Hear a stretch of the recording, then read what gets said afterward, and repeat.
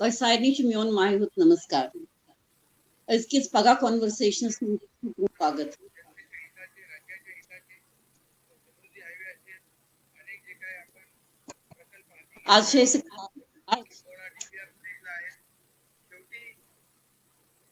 आज खास मेहमान पन्निस स्टूडियोस में बुलायमत नादबिंदु दलीप लंगू जी इमजन vocalist music director playback singer linguistic lyricist तो बे कल्चरल एक्टिविस्ट यमो पन्ने अथ जर्नी में लाइफ जर्नी में वुनस तान उपलब्धि प्राप्त करमच यमजन अगर बह वन बेहमत आस मोकल सोरे प्रोग्राम तथ सतन यमन सतन करो कत बात तथ दौरान जानो यमन निशन यहज सारे उपलब्धि तो बे यमो क्या क्या वुनुक तान पन्ने म्यूजिकल जर्नी में कम कम सफर यमो तय कर्मत सह जानो यमन निशन अख लकुट मकुट इंट्रोडक्शन दिमो यहज तुह बी कि यमो feature films tele serials telefilms documentaries docu dramas radio programs stage shows वारिया चीज यम जन यमो कर्मत बूजमत नाव वारिया मगर तम बरक्स युस जन अजुक सोन टॉपिक सह सठा जरूरी तम खतर यमो सठा कम कर्म सह जानो यमन निशन तह मारा दलीप लंगू जी अजकिस पगाह कॉन्वर्सेशनस में स्वागत नमस्कार नमस्कार तय सारे यम मतलब फॉलो करान वनस तिमन सारे तो बह क्या वन पन इंट्रोडक्शन सारी सोशल मीडिया पे फॉलो करान सास बद लूक वुचान आसान करान बहन फॉलो करान तुम मे फॉलो करान वो तय फॉलो करान तो यह सांस्कृतिक युस जन धरोहर हज तथ सह क्लोजली जुड़ित तो सारे खुद बड़ यह यात्रा माने जन्म पे वुनुक ताम यह सांस्कृतिक यात्रा ही क्या जन सन गोनमात वथमत बड़ बड़ संत मुनि वथमत तमो कम कर्म मज युस जन नौ थजर तो बजर इन वोल यम सद सह नाव आजकल थोड़ा सा खोचान नाव हेनस मगर युस जन तुम वो पतमें 200 वरियन मज संत मुनि वथ या भगवान गोपीनाथ जीन यात्रा वो विवेकानंद यात्रा सत जोड़ो तो अस बासान कि सान खतर तमो क्या थम युस जन सो ब्रोट पकन सो ब्रोट पकन खतर यह कह चीज यम सांस्कृतिक पक्षस मज ये संगीत तह जुड़ित सह सन तथ मह चीज तम यम जन थोड़ा सा संगीत सत जुड़ित मगर सह सनिस दार्शनिक आस्पेक्टस सत तवे वोन मे आध्यात्म तो बे संगीत इन दोनवे मतलब अन्योन्याश्रित अकिस सतन जुड़ित अत मह नाद यूग तख विधा युस जन सह यूग तह संगीत तो पन यात्रा मे शुरू कर्म बड़ियार बाला पे ये जन हेन सांगनस राइट अपस मज लिखित वृहद विहार मतलब यह थजरस पे अत सहलाब लास्टस पे अफेक्ट करान तो अमे इलाक पे सोमनाथ भट्ट जी महाराज कृष्ण काव जी ओमकारनाथ रैना जी पंडित कृष्ण लंगू जी तो बे आर्टिस्ट यह आर्टिस्टन हुंदे चकुल जन गणपति हार सत डुमपोरास बसंत बागस मंज बागन तो बह खुशकिस्मत कि पंडित कृष्ण लंगू जी तम मे मतलब वनान आजकल हवा नवा बदलोमुत तो तमिस वन बह जान आजकल सोत अंकल आंटी तो बे कमिस क्या कुस वात तो सह लिहाजे वन सारी खुद बड़ चीज कि जन सांस्कृतिक धरोहर तथ पे वरियो पे गाशतारक के माध्यम सतन कश्मीरी पाठशाला के माध्यम सत काम करान यथ मज जबान सन मेन आधार यह जबान माज जव कशिर ये पे जन ग्रुप्स तम शारदा मैन्यूस्क्रिप्टस पे काम करान मगर अमिच चेन पकान सो कत पे पकान सह इम्पॉर्टेंट हाँ कि तमिक अध्ययन तो बे लूकन मज तमिक प्रचार प्रसार बे यम अस यम जन रिचुअल्स या यम जन अस पूजाय छ तिमन पूजायन मज कतत कतत गलती गसान यम जन मे गुरुदेव पंडित शिवनंदन भान जी मे गुरुदेव यमो जन बह आध्यात्मिक मार्गस पे नुहस ध्यान के माध्यम से 1983 मज तिमो दुत मे अख प्रोजेक्ट इंद्राक्षी हाँ इंद्राक्षी प्रोजेक्टस मजन छ यस जन तमिच गोडनिच यस जन कर अचीव 2003 मज अस कोर फरीदाबाद शारिका भवनस मज पंडित पद्मश्री जैन कोल पापा जी ने कर कमलों सत कोर अस इंद्राक्षी पूजन रिलीज ललवाक कोर रिलीज अथ सभागारस मज कोर अस ओमकारनाथ रिलीज शिव स्तोत्र कर अस सूत्र कर रिलीज बे चीज कर रिलीज यस जन अख अंबार छु संस्कृत वांगमयुक ये जन अस करान छ क्याज कि संगीत छु म्याने सारनी कामन हुंद आधार तो तथ आधार सत जुड़ित छ ये सांस्कृतिक जन धरोहर छ यह छ रचराव रचरावनी यह गर गर वातनावन यह जन प्रचार छ यह वोत नविस मरहलस पे नो मरहल जन गो कि वन अमिक यम जन यंत्र छ प्लेटेड गोल्ड प्लेटेड यंत्र छ तिम छ गर गर लूख मंगनावान क्याज कि अत अख शर्फ दपान अत वाट 52 शक्तिपीठन सतन 52 शक्तिपीठ गसान शुरू ये विष्णु भगवान भगवान शंकरस फेकिस पे आसान सती हज डेड बॉडी संहार किस मूडस मज सह सोरे तबाह कर मगर विष्णु भगवान विट करान यूज तो अत शरीरस सना सुदर्शन से टुकर कर 52 जायन इहिंद अंग पेवान तो हर अंगस ये अंग पे अत शक्तिपीठ बनान तो नूपुर युसन अख मतलब अख ये वनो ज्वेलरी मन अख खास पाट पाजेब वनान तमुक अख हिस्स पे श्रीलंका मज अथ वोनुक इंद्राक्षी तीर्थ दक्षिण भारती यम जन लुक तम अमिस वनान नागपोशानी अम्मा नागपोशानी अम्मा नागपोशानी अम्मा सो जन श्रीलंकन हिंदूस तम तमिस सख्त मानान सेम जेठ 8 दोहन ये तुलमुलिस मज दिवै नचान तमी दोहन अत नागपोशिनी अम्मा ति जग तक सास बद श्रीलंकन हिंदूस सिनेला हिंदूज यमन वनान तिम अमी दोहन अत जमा गसान यह कसा अख मतलब कॉन्सिडेंस वनो क्या वनो क्या कि श्री राम यम विज गमत युद्ध करने तो श्री राम जी यमो कर गोडनथी रामेश्वरी स्थापना रामेश्वरम शिव जी स्थापना मगर यह कस पता अत समो इंद्राक्षी हज तो भुवनेश्वरी देवी हज तो स्थापना तत कर्म क्या कि इन पता ये बह लड़ाई कर दूरदर्शी मे ब्रह्म हत्या कर तो ब्रह्म हत्या हुंद पाप मे कलस बह कित पे गु बुत हेत वापस पापी शरीर हेत कित पे गु मालिस माज नश वापस या मतलब सह कॉन्सेप्ट धर्मा फिलोसफी मज तो यम युद्ध कर वापस यम रामेश्वरम वसान बे करान अमिस त्रिजगत पालस जार पार पूजा पाठ तो इंद्राक्षी मंगान वर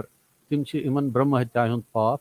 तम नश मुक्ति दिवान तो भुवनेश्वरी देवी सो तिमन सर्वैश्वरी दिवान तो यम पे तिम राज बने चक्रवर्ती राज त बने अयोध्या गच्छित तो यम कह आस्पेक्ट्स क्या आज अमिच जरूरत कि दुनिया नफरत तो दुनिया वार मॉन्गरिंग यथ वनान हेट मॉन्गरिंग डिफरेंसेस तनाव पैदा करनस मज आनंद निवान यूता मतलब नुकसान गो वारिया जू गई अत मतलब लूख हतिन मारिन मतलब बेवकूफियों सत मारा अकिस यह अत वृद्धि गसान वाजिन यह वन तो इंद्राक्षी ये रोल क्या इंद्राक्षी ये पार्वती पकान अत हिमालयस मज अत कैलाशस मज पार्वती पकान पकान पकान यह आवाज करान नूपुर सतन अत छन छन आवाज गसान यह शिव समाधि मज हेकान रूजित अस छु आज शिव जरूरत अच वहरित हाँ अस छु शिव जरूरत समाज मज समाधि अस में हाँ शिव जरूरत अमिस गसन अच वथाई आसने तो यह गस दुनियाच मतलब रच करुन अस हाँ सु शिव जरूरत बिल्कुल तो मे बासान युस जन मोन अख मेन फोटे संगीत हाँ मरा तो बहुत आजकल अत सिलसिलस मज पंचस्तवी हुंद ललिता सहस्त्र नामुक भवानी सहस्त्र नामुक तो हाँ यूट्यूब प्रचार करान क्या 2008 पे मे चैनल पन तो 2004 पे मे फेसबुक या मे हर अकिस जन सोशल मीडिया प्लेटफॉर्म तथ मे शुरुआत कर्म सारी ब्रोट हाँ बहुत हमेशा ब्रोट ब्रोट रोजान तो फायदे तुलान अमुक कि हर अकिस हाँ इंसान नश वातन कोशिश करान बह बिल्कुल यह कर तमिच इन्फॉर्मेशन मिलान सारे कुन नत कुन माध्यम से तो संगीत बिल्कुल तमुक अख खास माध्यम यह बह कर खतर सारी लूक यम सात जी संगीतस संगीत मय यम सात गसान जी तिमन जी तम सात आनंद मिलान तो बे तथ सतन लीन गसान आज सु लीन कुनवंजा लगभग वन गसन 50 वरी वारकार वार मे हाँ कोर पन गोडनिच रिकॉर्डिंग तो हाँ सह ललवाक अच्छा तो सह ललवाक सह अड़ वन यह ललवाक अड़ वन यह नुंद्रे शुन कन्फ्यूजन मगर ये हम्म शिव थल थल रोजान तो अस मैसेजस सतन वास्त बिल्कुल मगर बह कर ये वाक गेवन कोशिश क्या जन मे नव जनरेशन तिम वाक गेवान बड़ हाँ सुंदर गेवान हाँ मगर तिम वाक मतलब यम सह हम्म भाव तिम रटान हम्म क्या अगर लतन हुन माज लारो वतन पत बेमो डांस करने यह कुथ लगे हाँ हम्म तो मे ब्रो मतलब जहनस मज उभरान वाक तो हम्म सह यस बह गेवन क्या तथ मज पन्ने गर गसनच मैसेज त मगर ललि वन सो मैसेज पन्ने हाँ आध्यात्मिक यात्रा हज हम्म तो यह प्रस्तुत बह करो ये बिल्कुल बिल्कुल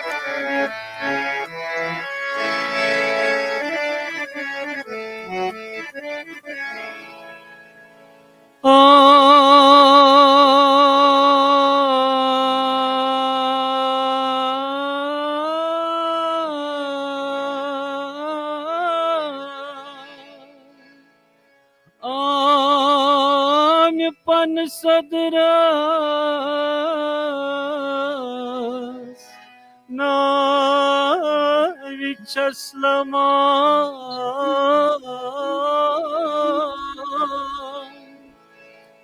कत बोझ दाइम्यो मेत दीतान आमेंटा कन पोंजन शमान जू छुम ब्रह्मान गर गच्छा जू छुम ब्रह्मान गर गच्छ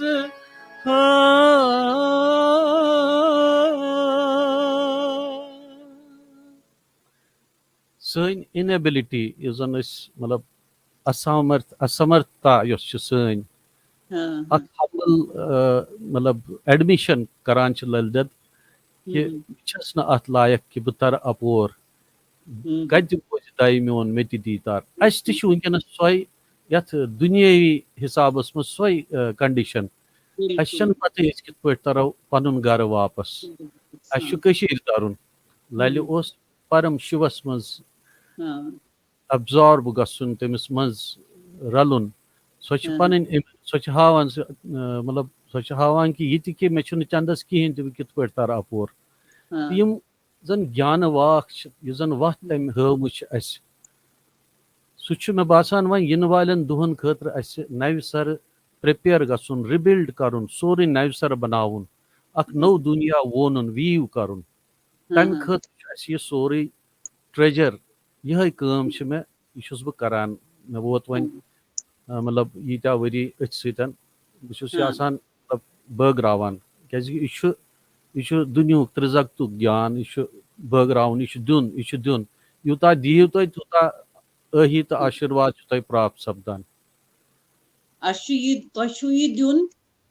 यह ग्रहण कर सारे बगराउन बगराउन मतलब सारे मज बगराउन यह सारे तान वातुन जी जी जी यह संगीतुक माध्यम अम जी माध्यम सहान अट्रैक्शन गसान जी जी यंगस्टर्स सोन जी यूथ जी तिमन जी अट्रैक्शन गसान जी तो जी अमी सठे सठे सठे ज्यादा इम्पोर्टेंस म्यूजिक संगीत अमे जी माध्यम थ्रू तिमन तान वातनस तुह संगीत हाँ जी हाँ जी वो अत मज गई गसान सारी लीन हाँ जी इमोशनल गसान जी चुम रमान गर गस जी अत अटैच्ड वनकस सारी ये जी सात रोज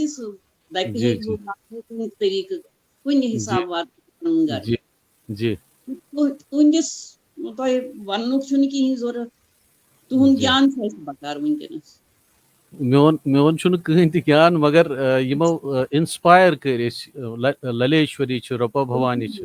अख वाक गब रब भवानी हुन तो जन तिमो मतलब अख वन सिलेबस सह युंदे यमो यह वोनमुत तथ मन सिलेबस सोन हर एक हाँ संतन हर एक संत कवियत्री अख अख इशार दुतमुत कि अस क्या हाँ पज कर बिल्कुल व्रत सत्तत्व बोध शदिया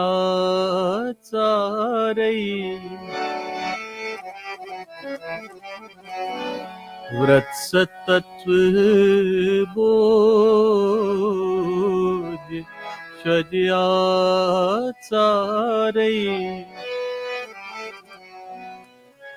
Sukubukuku becara Sukubukuku becara Achandara suitseni swarup Vrat satatva bodhi Shadyatsarei व्रत सत तत्व बोध शद हाँ आचार स्कूल गसान या कॉलेज गसान कम खतर गसान कह बेसिक ट्रेनिंग जन साइकोलॉजिकली पन साउंड मैच्योरिटी अटेन करने खतर हाँ तिथिस दुनिया किस अत जन दुनिया पकुन वुचुन तथ दुनिया मज व्यवहार खतर पन्निस प्रोफेशनल फील्डस मज गसन खतर यम तिम योग साधना हिंद माध्यम तिमे वन तिमे ज्ञान कथ वन कि व्रत सत व्रत गई विचार लक्च लक्च हाँ वाइब्रेशन व्रत सत सत गो पोज तत्व बोध मतलब जन तत्व ज्ञान अमे तम कि मतलब पानस ज्ञानान्वित करने बोध शद आचार यह सोरे ये विज पानस आत्मसात करो सोन आचार सोन व्यवहार यह गस इम्प्रूव कर यी व्यवहार वीत योग वेदन तो योग वेद तो योग मार्ग यम सारी यमे वन चुकु बुकु कु व्यचारा अत झंझटस मज क्या प्योन कि चुकुस तो बुकुस सो नो कर पन चुकु बुकु को व्यचारा अच्छन धारा सुई चेन स्वरूप जन अविच्छिन जन कंटिन्यूअस कह स्पार्क या सो वाइब पकान अथ धाराय मज पन पान यीर अथ रोज बिजी अच्छन धारा सुई चेन स्वरूप तथ स्वरूपस मज म्युल गसन सह स्वाभाविक पत अमिच सो मतलब तथ जच चटन कह वन योग कर साधना कर या लुख अम खतर मतलब ड्रेस कोड अपनावान या कह करान तिमन चीजन जरूरत कम करियो पन तुम मेलव तमी मज कंप्यूटर वलिस मेल कंप्यूटर मजे म्यूजिशियनस मेल म्यूजिक मजे या ये प्रोफेशन डॉक्टरस मेल पन्ने मेडिसन मज सह कर सीवा हर अख शख्स सेवा कर कुन माध्यम सतन जर्नलिस्ट आजकल जर्नलिस्ट करान यीचा कम लूकन कनेक्टेड थवान अपडेटेड थवान यह बड़ बार चीज अवेयरनेस फैलावान या कुछ जाय हज कह कत अन्नावान इमन मज तुन कर्म कर मकसर सर्वोपरि अथ सतन सोरे जुड़ित अविच्छिन्न धारा सो धारा आध्यात्म परम ब्रह्म सज अविच्छिन्न धारा अविच्छिन्न मीन्स यत छन यत थक सो धारा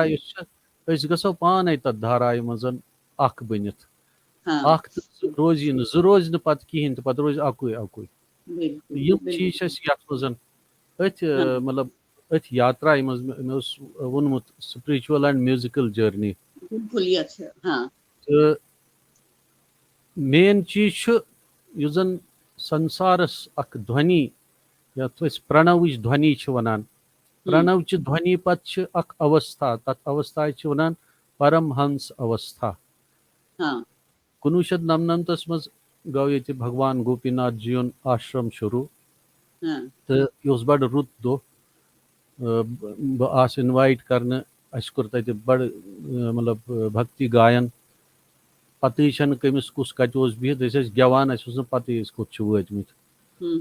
तम पत मे डायरी वायरी सत कह मे होक ज्यादा बात कह मगर वारियास कालस बीठ गेवने गेवान गेवान कोर अस भक्ति आनंद तुल अस तम पत तमी दुहन ल्यूख मे दर्शन दिस अनुग्रह हमस कल्याण हमस अनुग्रह यह स्टेट ऑफ यह अनुभव अवस्था अनुग्रह ये बासान कह जान सपुद अस यह ऑर्डिनरी स्टेट ऑफ माइंड या ऑर्डिनरी अवस्था यह हमस अवस्था हमस गो ये आवाज ध्वनि कड़ो मजन पे उठ गई बंद तो यह ऊत मह ध्वनि पन यात्रा करान यह गेवित हाव बह क्या यमिज मे यह ल्यूख अत मज गई 108 फिर हमस आई लेखन मे पत ये मे लास्टस मज वुच अत गई कत्या गई मे गई क्यूरियोसिटी यम आई 108 फिर लेखन तो यह जप माल 108 फिर यह गो क्या था कोइंसिडेंस यह आव लेखन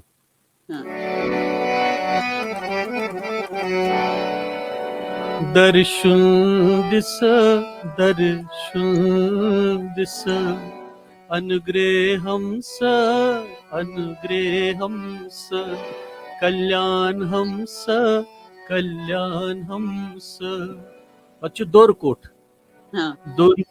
हमस उर्जू हमस गुड हेल्थ हमस ये कुन जाय जान यह हमस प्रेम भाव हमस अमृत हमस लसुन हमस बसुन हमस नवुन हमस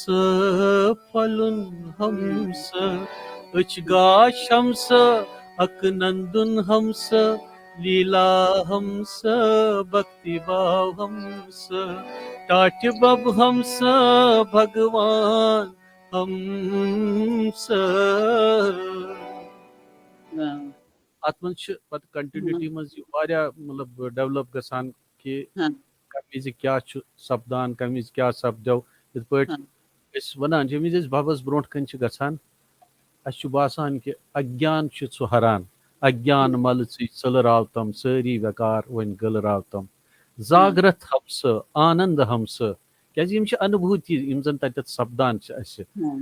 भगवान ब्रोट कन अथ मतलब चेन मज ल्यूख मे बे मतलब जन रंगुर तो क्राल क्राल यह ब्रह्मा सज ब्रह्मा सो तुस मानित कि क्राल क्रिएटर ब्रह्मा क्राल रंगुर यह रंग दिवान यह जन विष्णु यह पन्ने रंग रंगनावान सोरे दुनिया क्या पालना करान अत मजन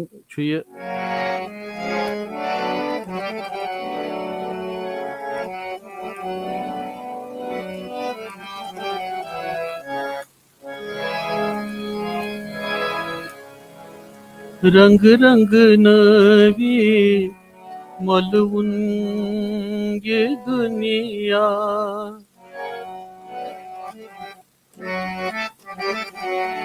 रंग रंग नवी मलवून ये दुनिया रंग निकारई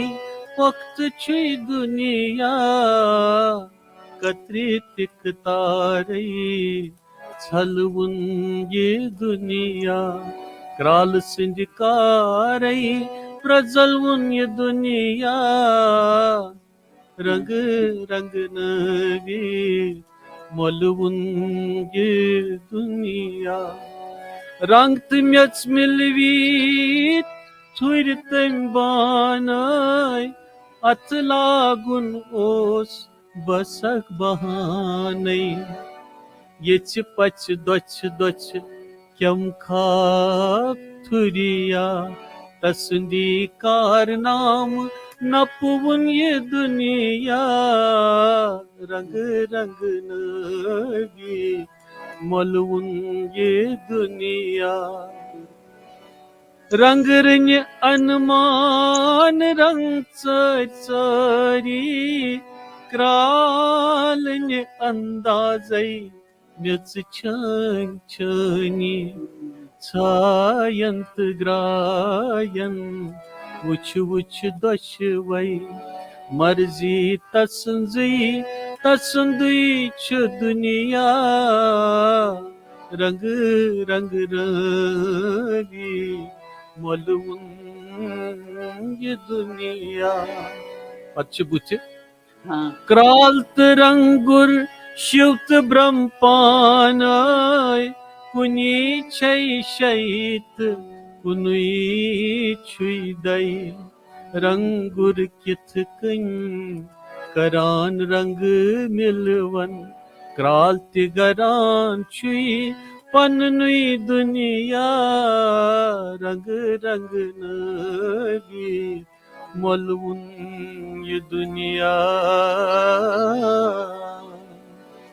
मान मान दशवी छै हर साताय रंगदार सृष्टि बान छी पखतई सात सात चथ रंग बान पानई वो रंग कत पुन पक्ष दुनिया रंग रंग नगी मलवून ये दुनिया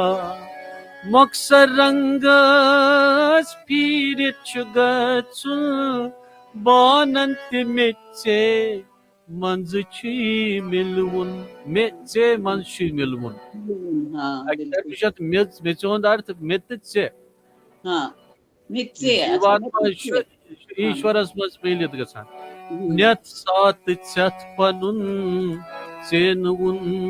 शुनिया नाद रूप अंदरई वजवुन छु दुनिया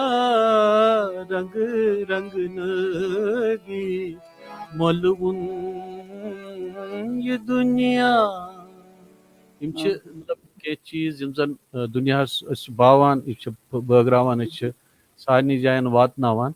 तो रात वोन कि लेटेस्ट नौ क्या करान पतमे अकि वरी पेठन ग्लोबल प्लेटफॉर्म sessionslive.com यह बोड़ बार सिंगरन आर्टिस्टन मतलब म्यूजिशियनन तो लिरिसिस्ट तिमन खतर बोड़ बार प्लेटफॉर्म अत प्लेटफॉर्मस पे यह प्रोफेशनल प्लेटफॉर्म यथ मज आर्टिस्ट अर्न तकान कर तो मे वो पतिम वरी अत पे परफॉर्म करान तो बड़ आनंद अकिस घंटस हर हफ्त शान दोहन हफ्तस मज करान परफॉर्म तो बड़ आनंद बे नव नव दुनिया आर्टिस्ट पान कम्युनिकेट करान अकिस जानान क्या वसुधैव कुटुंबक कॉन्सेप्ट मे बासो अम वम 18-19 जबान मज मे पे लाइफ मज जन मे 22 जबान मज ग्योमुत यथ मज बंगाल पर्शियन फारसी पश्तो अरबिक मलयाली मराठी पंजाब भोजपुरी वारिया जबान गेम मे हाँ हाँ रशियन जबान मज मिलमुत मौका अक फिर गेवनस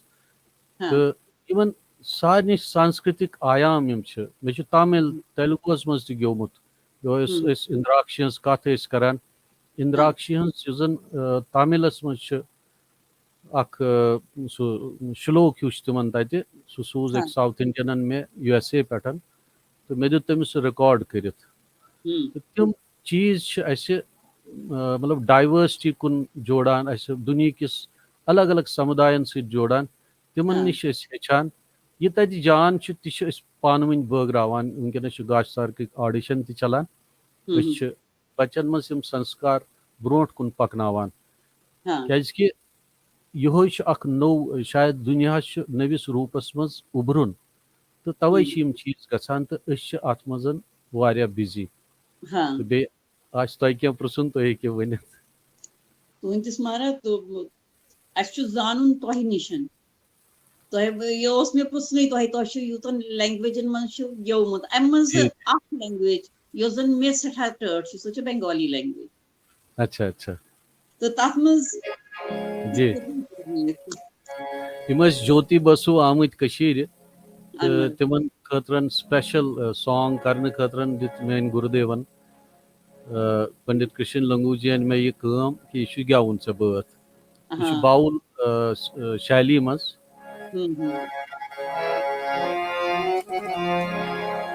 गुरु आमाय उपाय बोलो ना जन्म बोधि कपाल फोड़ा আমি একজনা আমি একজনা গুরু আমায় উপায় বলো না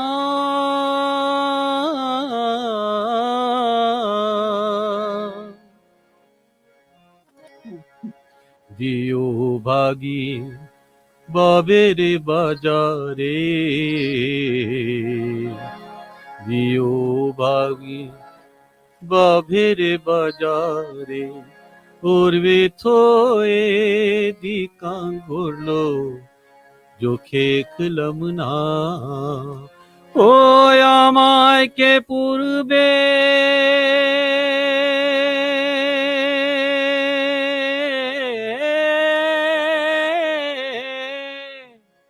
আমায় কে পূর্বে ললুন পলুন কে করিবে সন্তুনা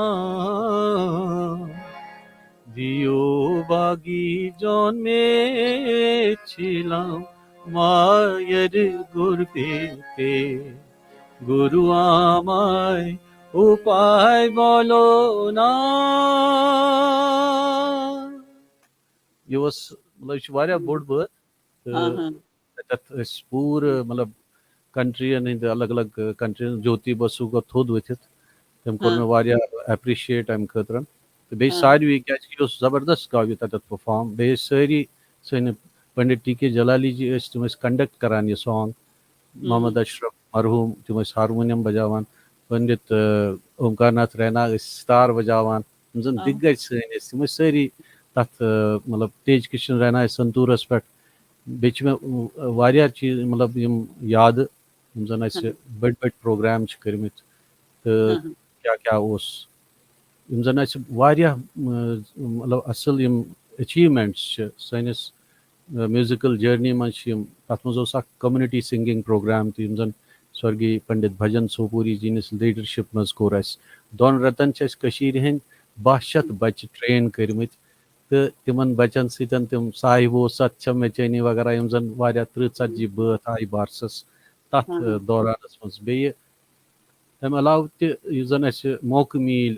कनाडा इंग्लिश फिल्म कर मे विलोमा हॉलीवुड अकिस हाफ विडो फिल्म मज गो मे बात सह कोर मे कंपोज ल्यूखुम तथ अकिस संदर्भस मज तत पेन सह कर मतलब एक्सप्रेस तो तम चीज सारी जन मतलब तथ मज जन वुचान अकिस दुनिया किस संदर्भस मज हर अख चीज अपनवित ब्रोट कुन पकुन तो यम जन वनकस काम करान तथ मज मतलब मेन काम सांस्कृतिक विरासत मतलब प्रोटेक्शन त यह कित पे बचावन तो यह कित पे बगरावन पत ब्रोट कुन सह सोन मेन मकसद हाँ सही वनकस कॉल ऑफ द टाइम जी जी साइंस जलाय वतनी मज यह प्रिजर्व हाँ कर जरूरी बिल्कुल बिल्कुल प्रिजर्व थो जी जी लिखित या पत्थर तौर कर ना जी यह जी वातन सारे तान बिल्कुल वातन जी जी सोन हुंद कल्चर रूदमुत जी यह जी कल्चर यूनिक कल्चर हाँ अत जी अगर कुन जाय ते रोजान या कुन वनकस स्टेट्सन मज छकरावन आमत कुन जाय जी जी जी जी कल्चर बह वनो तो अत मज लकुट कत कि अगर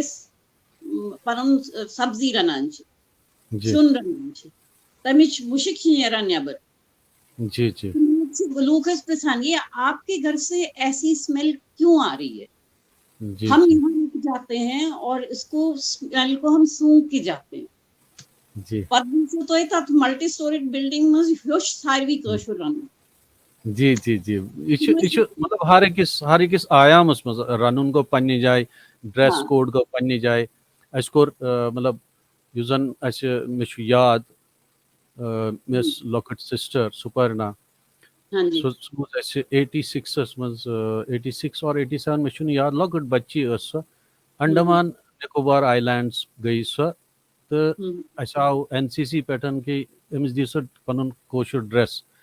यकदम हाँ ये ड्रेस कत अख ड्रेस सह गयो कोशुर ड्रेस मुस्लिम कोशुर ड्रेस सह हाँ आव तो दोपुक यह हसा लागुन तो अमिस परफॉर्म कर but hmm, I replace that with बटनी ड्रेस आई हाँ जस्ट शोर हर कि यह कित पे सुन यह कित पे कर तो शी परफॉर्म तम पे हाँ गए हांगकांग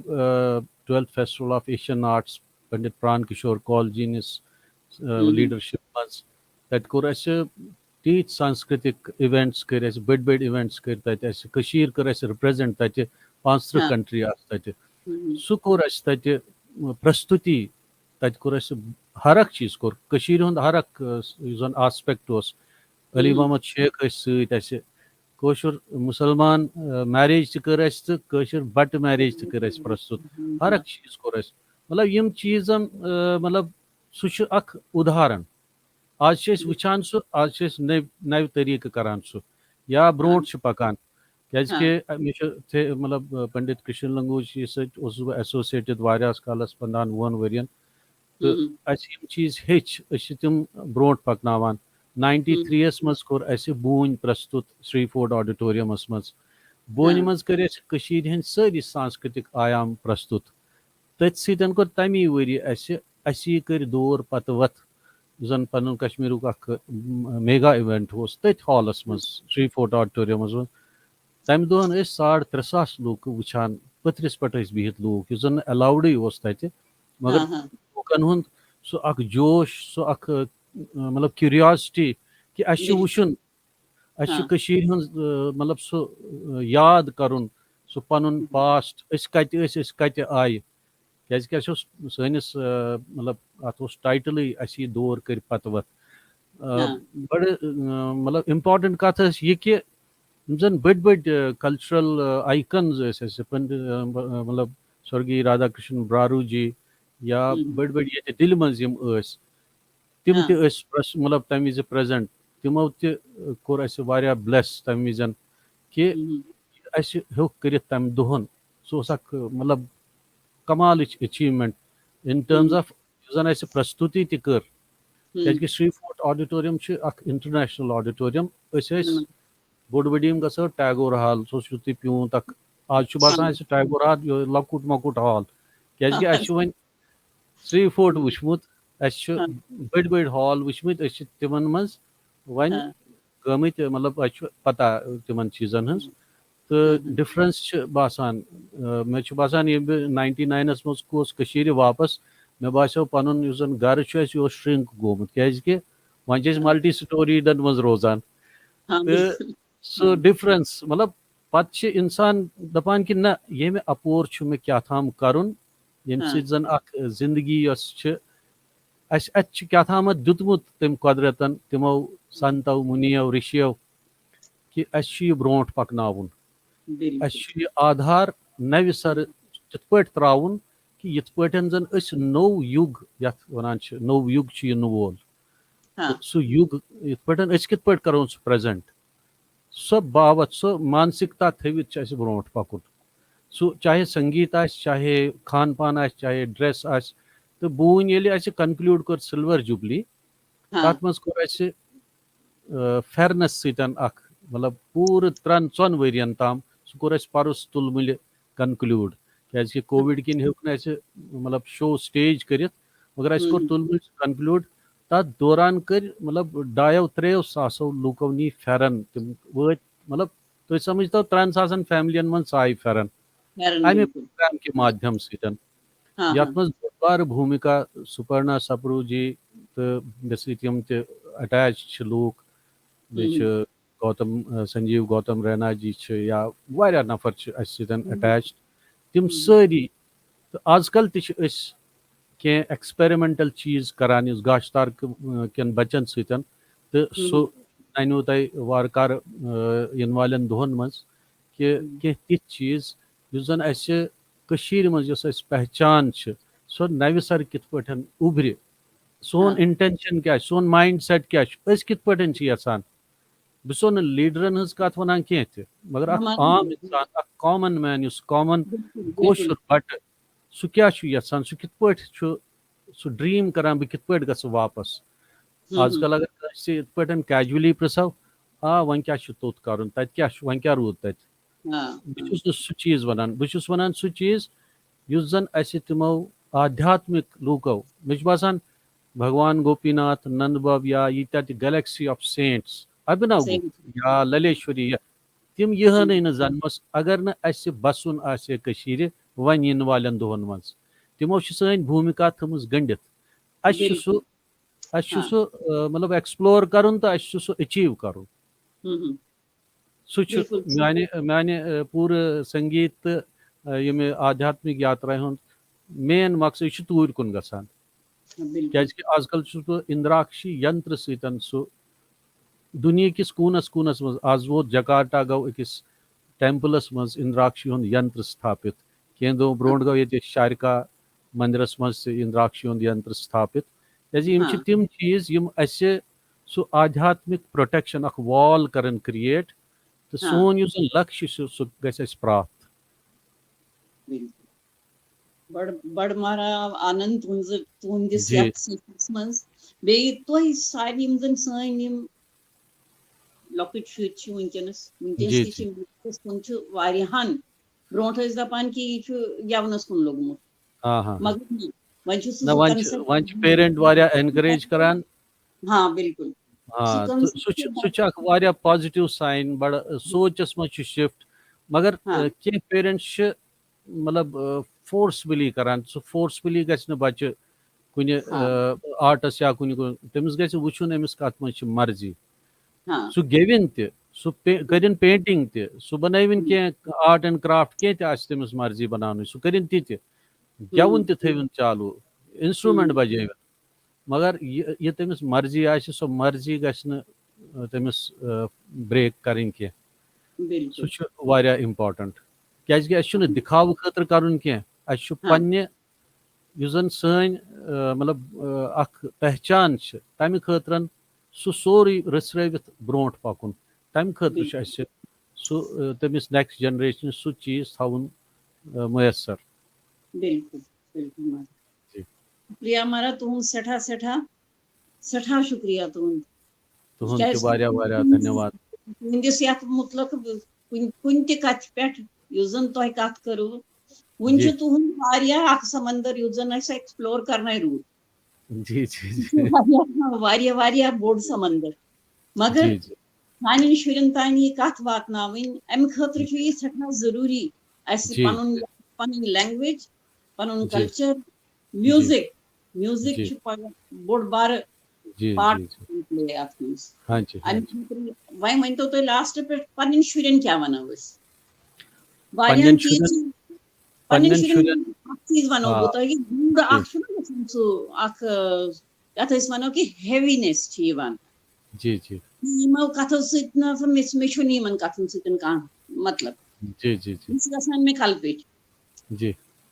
तो जी तथ मतलब सु समझावन खतर क्या तम वनियो तम तुम खतर छ अस बड़ सहजताय सतन के युस जन पन अस सन आयाम छ यम जन लकट लकट सु छ साइंटिफिक वन ये मे इंद्राक्षी कोर इंट्रोड्यूस मे वोन न कि मे यंत्र या मंत्र पकनावन ब्रोट मे वोन कि यह कर्स तो सिन मतलब खत्म कर प्रोग्राम हाँ प्रोग्राम्स ये विज महागणपत सज कत करान बहुत one Amish God of wisdom बहुत मानान कि यह सह प्रोग्राम यम अकल यम सह काम शुरू कर सो असल शुरुआत कर सो कत करान यम चीज क्या सिंबलिज्म जबरदस्त सनिस अत पौराणिक तो अत सरसी वांगमयस मज वांगमय जन गो सोन लिटरेचर युस जन स्पिरिचुअल लिटरेचर वेद पुराण उपनिषद युस जन महागणपत यह पूर हर अख अंग अम सुंद कान ताम इंस्पायर करान अम सुंद कर इंस्पायर करान अथ इंस्पायर करान अम सुंद याड ताम इंस्पायर करान अम सुंद लोड खोन ताम इंस्पायर करान तो सह बचस सहज तरीक सतन वन कि यह क्या हाँ धार्मिक धर्म दर्शन सिंबलिज्म सह क्या क्या अल्टीमेटली ब्रेन प्रोग्रामिंग काम सो टीच करान सह एडवांस लेवल यह थोड़ा सा सहज कर तो यह आपरावन मतलब नविस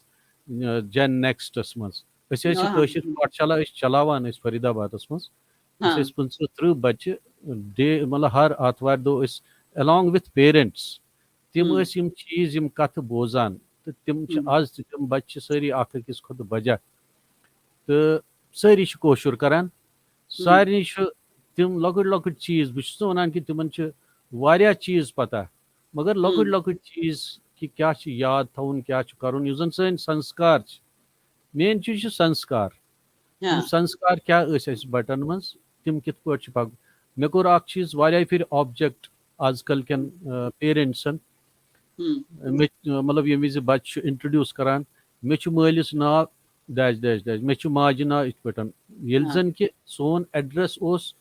विथ मतलब सम्मान आदर पूर्वक मेनिस मल सबस नाव इत पे माने हाँ माताई नाव मतलब तुथ कि हतमारा बिल्कुल क्या मारा कर बड़ कथ मतलब सौम्यताय सत करान सह आज बचन हेचन जरूरत तो युस जन विथ रेस्पेक्ट तिमन एड्रेस करो इमे लकट लकट चीज ये वोन इन संस्कार इन ब्रोट पकन तो तम चीज रावन कह बल्कि नविस रूपस मज गसन ब्रोट कन तम रिपीट हाँ बिल्कुल सही यह करान वह गो बड़िस स्केलस पे यह गसन हाँ शुक्रिया मारा जी तुम सेठा तुहद सेठा धन्यवाद मे इनवाइट करने खतरन तो यमिस बे चीज आसान नव नव चीज मतलब यह अड़िस घंटस मज मतलब बिंदु हाँ बिंदु से सिंधु बना है वारिया बिल्कुल हेको हाँ पत कर हाँ तुहद वारिया धन्यवाद तो बे यीत्या स्पेशली आई थैंक फ्रैंक स्वेजर उन्होंने मतलब बहुत कुछ लिखा है हम्म, मगर मैं चाहूँगा कि मतलब उनको तो मैं धन्यवाद देता हूँ आई thank hmm, you hmm, heartily and for your beautiful passage you have written in the chat comments box. Thank you so much, hmm, Frank. नमस्कार